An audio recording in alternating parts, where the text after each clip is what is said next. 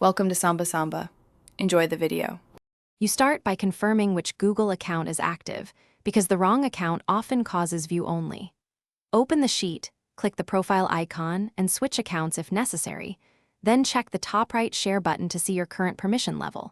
If you are listed as viewer, request edit or comment from the owner and explain why you need edit rights.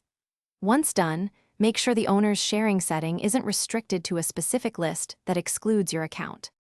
Next, dive into sheet-level protections and version history, because locked ranges or scripts can make a file effectively read-only. Go to Data, choose Protected Sheets and Ranges, and remove protections you own or ask the owner to adjust them. Then open Version History to identify when edit access changed and restore a prior version if needed. Also check extensions for app script or add-ons that may enforce read-only rules, and disable or request removal when appropriate. Finally, address link settings, browser issues, and ownership transfer so you can edit without delays. If the shared URL only grants viewer access, ask the owner to change it to anyone with link, editor, or add your account specifically. Clear your browser cache or try incognito to eliminate extension or caching interference. Make sure third-party blockers aren't injecting read-only behavior.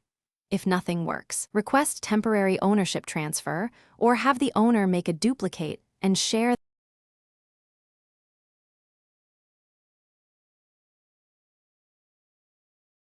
Thanks for watching. Consider subscribing if we helped you.